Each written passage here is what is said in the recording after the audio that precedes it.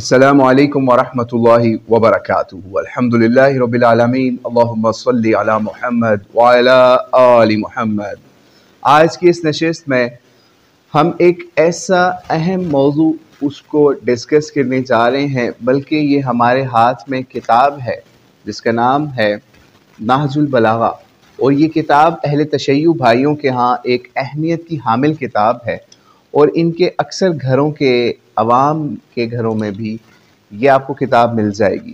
اور اگر اس کتاب سے انکار کرنا ہے یا اس کے ترجمے سے انکار کرنا ہے جو کہ انہی کے مفتی شیعہ مفتی جعفر حسین صاحب نے کیا ہوا ہے، تو اس کا مسئلہ پھر ان کے طرف ہے۔ مفتی جعفر حسین صاحب سے بھی برات کا اعلان کریں اور نہج البلاغہ سے بھی برات کا اعلان کریں، لیکن بہرحال آج ایک اہم خطبہ جو کہ آج ہم اس سے پڑھنے جا رہے ہیں، خطبہ نہیں بلکہ مکتوب ہے، خط ہے۔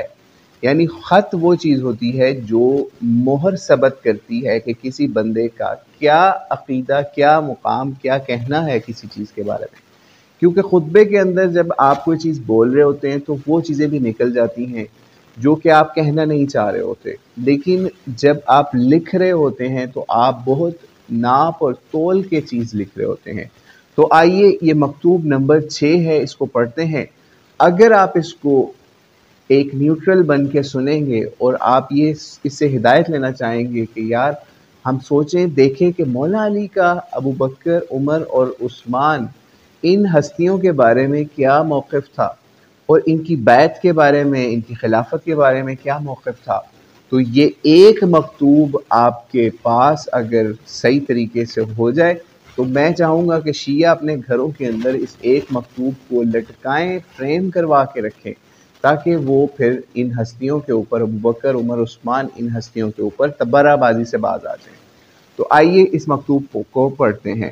یہ خط ہے یا مکتوب ہے، مکتوب نمبر 6 ہے، جو کہ 656 نمبر پیج کے اوپر ہم نہج البلاغہ سے پڑھنے جا رہے ہیں۔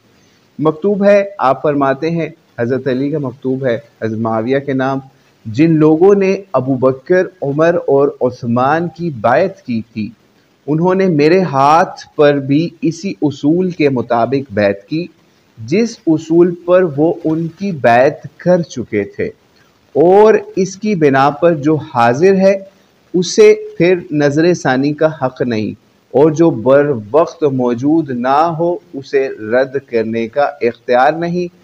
ٹھیک ہے، آپ یہ سمجھ رہے ہیں کہ حضرت معاویہ کو لکھ رہے ہیں کہ تم اس وقت موجود نہیں تھے تو تمہیں اس کے اوپر بات کرنے کا کوئی اختیار نہیں ہے، جو حاضر تھے وہ بھی نظر ثانی نہیں کر سکتے۔ تو آپ خود سوچ لیجئے اس سے کیا مطلب ہے۔ اور ابو بکر، عمر، عثمان، ان کی بیعتوں کے اوپر کون کس وقت کیا موجود تھا، اس کو کیا اختیار ہے، وہ بھی یہاں پر بیان ہو گیا۔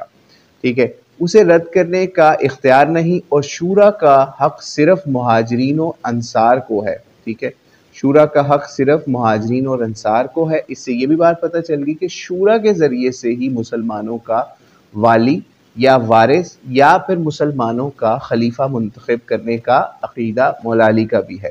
ٹھیک ہے، شورا کا حق صرف مہاجرین و انصار کو ہے۔ یہ بھی بتا دیا کہ یہ مہاجرین اور انصار کو شورا کرنے کا حق ہے۔ ٹھیک ہے، وہ اگر کسی پر ایکا کر لیں، یعنی وہ کسی پہ اگر ایکا کر لیں یا جمع ہو جائے اس کے اوپر اور اسے خلیفہ سمجھ لیں تو اسی میں اللہ کی رضا و خوشنودی سمجھی جائے گی۔ تو شیعہ بھائیوں، یہ چیز مولا علی فرما رہے ہیں، ہم اپنے پاس سے نہیں فرما رہے، کہ اگر ابو بکر، عمر، عثمان ان کی خلافتوں کے اوپر مہاجرین اور انصار نے ایکا کیا، جمع ہو گئے اور مسلمان اس پہ جمع ہو گئے، تو اس کو اللہ کی رضا اور خوشنودی قرار دے رہے ہیں، لیکن آپ کے ذاکرین یا آپ اس پہ تبرہ بازی کر رہے ہیں۔ تو آگے چلتے ہیں، آگے کہتے ہیں: اب جو کوئی اس کی شخصیت پر اعتراض یا نیا نظریہ اختیار کرتا ہو، الگ ہو جائے، تو اسے وہ سب اسی کی طرف واپس لائیں گے جدھر سے وہ منحرف ہوا ہے، اور اگر انکار کرے تو اس سے لڑے۔ یعنی جس طرح حضرت معاویہ نے ان کی خلافت کا انکار کیا، ان سے بیعت نہیں کی، تو ان سے کیا کیا حضرت علی نے؟ لڑے۔ ٹھیک ہے، یہ بھی اصول پتہ چل گیا کہ اگر اس طریقے سے ہو تو کس سے کس طرح لڑا جا سکتا ہے۔ اسی لیے آپ کو پتہ ہے نہ مولا علی ابو بکر رضی اللہ عنہ سے لڑے، نہ حضرت عثمان رضی اللہ عنہ سے لڑے، نہ حضرت عمر رضی اللہ عنہ سے لڑے، بلکہ ان کی بیعتیں کی۔ تو آئیے آگے چلتے ہیں. تو اس سے لڑیں، یہ اصول مولا علی دے رہے ہیں، آپ سمجھ لیجئے. اور یہ اگر اس اصول پہ آ جائے تو شیعہ سنی متفق ہو جاتے ہیں اس اصول کے اوپر، ٹھیک ہے. لیکن جنہوں نے آپس میں لڑائی جھگڑے کرنے ہیں وہ مولا علی کی بات نہیں مانیں گے. الگ ہو جائے تو اسے وہ سب اسی کی طرف واپس لائیں جدھر سے وہ منحرف ہوا، اور اگر انکار کرے تو اس سے لڑیں، کیونکہ وہ مومنوں کے طریقے سے ہٹ کر دوسری راہ پر ہو لیا ہے. اس کو مومنوں کا طریقہ کہہ رہے ہیں، ٹھیک ہے. شیعہ مومن نہیں، اصل مومن کی بات ہو رہی ہے یہاں پہ. اور اس سے لڑیں کیونکہ وہ مومنوں کے طریقے سے ہٹ کر دوسری راہ پر ہو لیا ہے، اور جدھر وہ پھر گیا ہے اللہ تعالیٰ بھی اسے ادھر ہی پھیر دے گا.